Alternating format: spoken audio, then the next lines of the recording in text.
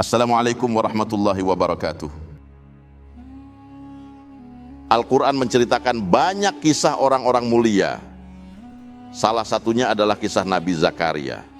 Dari Al-Quran dan hadits pula orang-orang beserta muslim pada umumnya mengetahui bahwa Allah Subhanahu wa ta'ala mengirim Nabi dan Rasulnya ke berbagai suku dan dunia untuk menuntun mereka.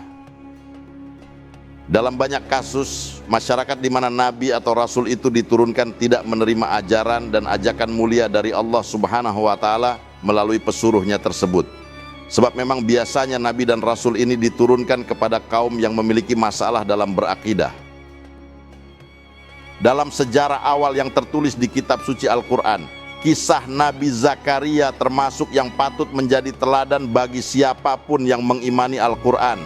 Kisah Nabi Zakaria ini tak hanya dikenal dalam Islam, melainkan juga agama samawi yang lain, yakni Nasrani. Umat Islam dan Kristen memahami bahwa Nabi Zakaria merupakan ayahanda dari Nabi Yahya.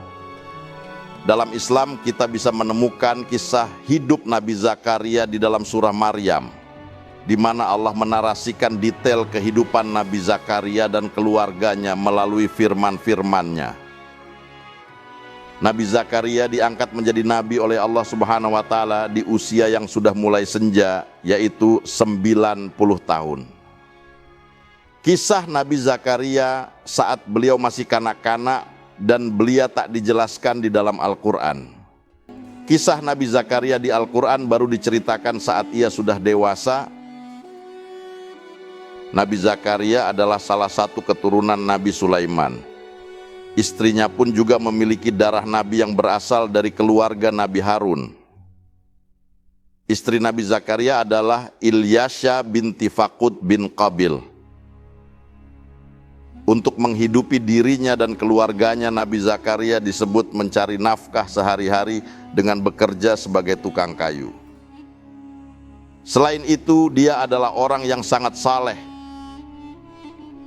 Dia bertanggung jawab atas sebuah masjid dan di sana ia berdoa kepada Allah dan menyembahnya sebagai seorang mukmin sejati.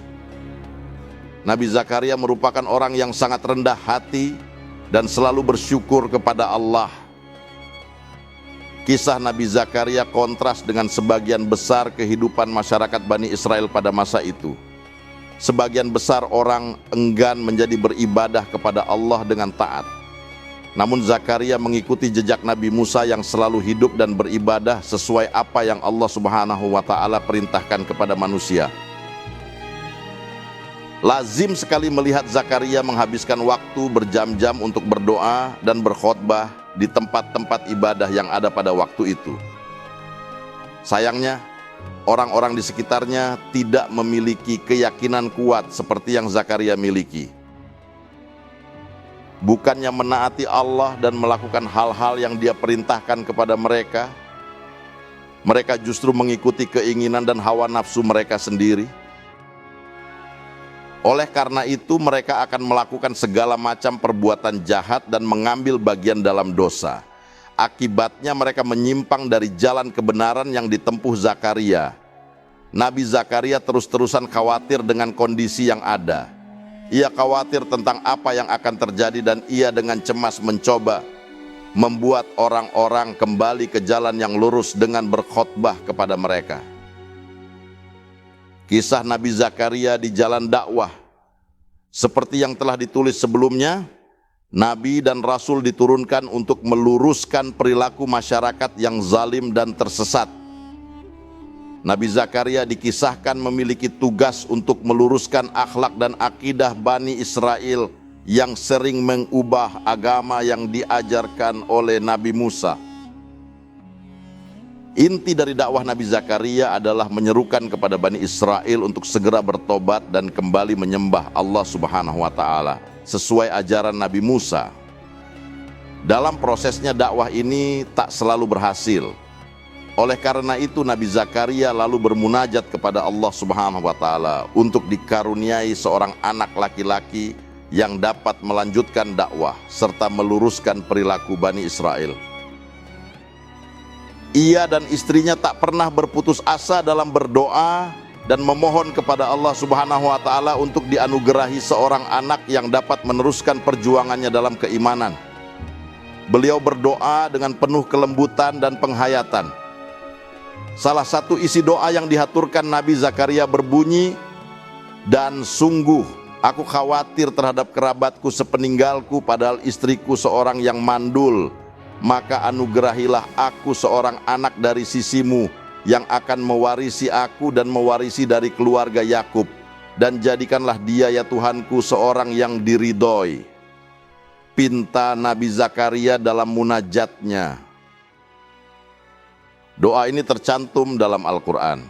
Doa lainnya yang dipanjatkan yaitu, "Ya Tuhanku, berilah aku dari sisi Engkau seorang anak yang baik. Sesungguhnya Engkau Maha Pendengar doa." Quran Surah Ali Imran ayat 38. Allah lalu menjawab doa kekasihnya tersebut dengan mengabarkan bahwa istrinya yang mandul akan segera hamil. Tak hanya itu, Allah pun memberikan anugerah dengan mengatakan bahwa anaknya kelak akan menjadi nabi pula seperti ayahnya. Pelajaran yang dapat kita ambil adalah pentingnya melakukan sesuatu yang benar secara istiqomah. Walaupun tak selalu berhasil dan masih banyak Bani Israel yang menyalahi aturan Taurat. Namun Nabi Zakaria dan Nabi Yahya terus berdakwah demi menjalankan perintah Allah. Beliau dan istrinya tak pernah merasa kecewa dan keberatan atas tugas dan realita yang terjadi. Berkat kegigihan dan keikhlasan itu, Allah pun mengabulkan permintaannya agar dianugerahi anak lelaki.